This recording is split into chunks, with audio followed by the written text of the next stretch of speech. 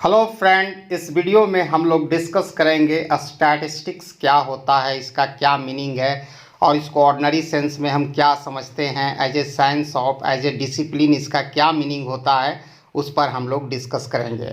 अगर ओवरऑल आपको डिफाइन करने कोई बोले कि स्टैटिस्टिक्स क्या है, तो स्टैटिस्टिक्स का मीनिंग साफ होता है डेटा और method of collecting data. Once again, अगर ओवरऑल सेंस में इसका मीनिंग होता है डेटा और मेथड ऑफ कलेक्टिंग डेटा।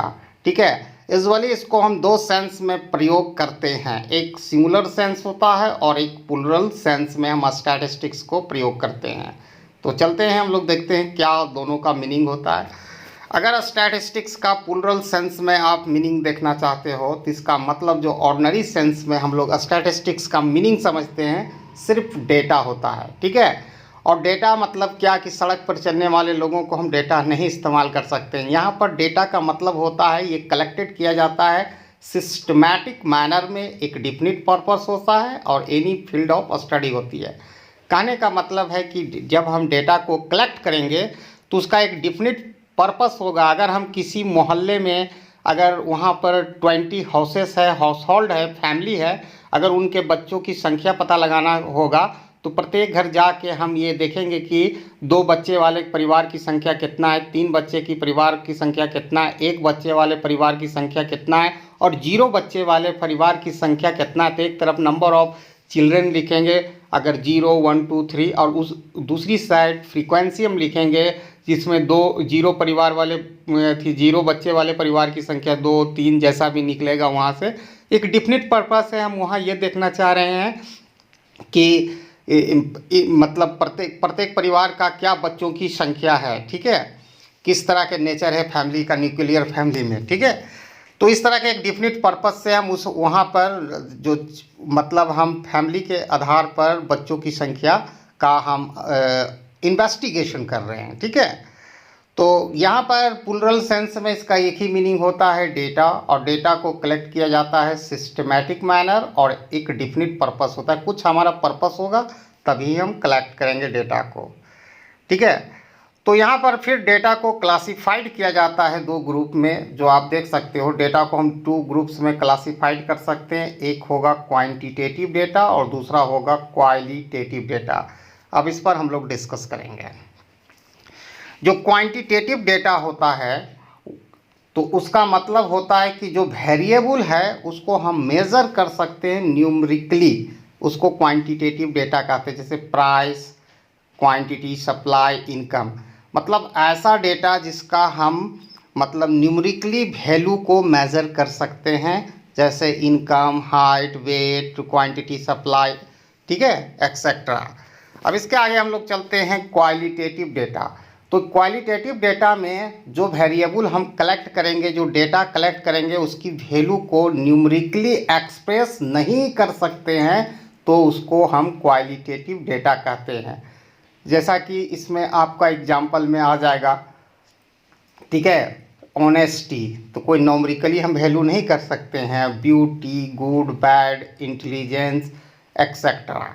अब हम स्टैटिक्स को सिंगुलर सेंस में इस्तेमाल करते हैं। ठीक है, तो सिंगुलर सेंस में इसका एक ही मीनिंग होता है, जो आप देख सकते हो। Singular sense as a discipline के रूप में आप इसका देखना चाहोगे, तो इसका सिंगुलर सेंस में जो मीनिंग होता है स्टैटिस्टिक्स का, वो हम लोग देखेंगे। ठीक है, तो आप देखो यहाँ पर इन सिंगुलर सेंस इसका डिफाइन किया जा सकता है एज ए साइंस ऑफ, ठीक है, एज ए साइंस हम इस मतलब इसको डिफाइन करेंगे। और किस चीज़ का? As a science of collection, organisation, presentation, analysis and interpretation of data. Actually जो हम सिंगुलर सेंस में इसको एक लाइन में डिफाइन कर सकते हैं, it is the method of collecting data या it is the science of collecting data. जब हम कहेंगे इस किस मेथड से हम डेटा को कलेक्ट करते हैं, तब हम स्टैटिस्टिक्स का प्रयोग सिंगुलर सेंस में करते हैं। अब है कलेक्शन ऑफ डेटा। तो सबसे पहले डेटा का कलेक्ट किया जाता है। Data are collected related to problem under investigation, यानी डेटा का हम कलेक्ट करते हैं एक डिफिनिट पर्पस से और एक सिस्टमैटिक मैनर में। उसके बाद दूसरा हमारा नेक्स्ट टास्क होता है जो हम कलेक्ट किए डेटा तो उसको फिर क्या करते हैं, ऑर्गेनाइजेशन ऑफ डेटा करते हैं, ऑर्गेनाइज करते हैं, यानी कलेक्टेड डेटा और ऑर्गेनाइज बाय एडिटिंग, क्लासीफाइंग, टैब्यूटिंग, ठीक है, टैब्यूलेटिंग से हम उसको मतलब ऑर्गेनाइज करते हैं, ठीक है। उसके बाद जो नेक्स्ट टास्क होता है प्रेजेंटेशन ऑफ डेटा, तो प्रेजेंटेशन किया जाता है डेटा को, तो कैसे करते हैं, ऑर्गेनाइज जो डेटा होता है उसको हम लोग प्रेजेंटेशन करते हैं टेबल से, डायग्राम से, ग्राफ से, ठीक है, एक्सेट्रा। उसके बाद हमारा जो नेक्स्ट टास्क होता है, जो हमारा डाटा प्रेजेंटेड जो डेटा है उसको एनालिसिस करते हैं बाय यूजिंग एवरेज, ठीक है, मीन मीडियन मोड, डिस्पर्शन, जिसमें इसमें आ जाएगा बहुत कुछ आ जाएगा, mean deviation, standard deviation, correlation, regression, उसके आधार पर उस डेटा को, प्रेजेंटेड डेटा को हम लोग एनालिसिस करते हैं।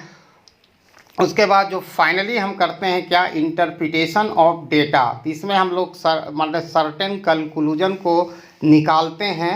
जब हम डिस्क्रिप्टिव स्टैटिस्टिक्स में ही आता है measure of central tendency, dispersion, correlation, regression, ठीक है, अस्क्यूबनेस, कुर्टोसिस, ये सब का इस्तेमाल करके हम लोग इंटरप्रिटेशन करते हैं डेटा का, जिससे एक सर्टेन कंक्लूजन निकलता है कि जैसे फैमिली का इनकम कोरिलेशन से लेते हैं, जैसे हाइट ऑफ सन, ठीक है, और हाइट ऑफ फादर, तो दोनों का एक फैमिली मतलब एक मोहल्ले का सभी मतलब हाइट ऑफ फादर भी ले लिए और उसके बच्चों की लंबाई क्या रिलेशन है, टॉल फादर का लंबा बच्चे होते हैं कि नहीं, ये पता चल जाएगा, ठीक है। तो इसी तरह हाइट और वेट पर भी हम किसी भी क्लास का, जैसे स्टैंडर्ड 11 का क्लास का जो बच्चे हैं उसका हाइट और वेट का कोरिलेशन देखेंगे, ठीक है। तो ये सारा चीज़ है और हम निकाल सकते हैं, इंटरप्रिटेशन कर सकते हैं उस डेटा से। जैसे 2 सेक्शन है क्लास में, हम average marks obtain by each student निकालने, 2 सेक्शन है ए और बी, तो कौन सेक्शन के बच्चे अच्छा परफॉर्मेंस किए, तो ये सब चीज़ें एग्रीगेट एवरेज से हमें पता चल जाएगा। तो ये था हमारा वीडियो आज का, जिसमें हमने डिस्कस किया मीनिंग ऑफ स्टैटिस्टिक्स, जिसमें काफ़ी मैंने डिस्कस किया। Thanks for watching my video till and. जय हिंद।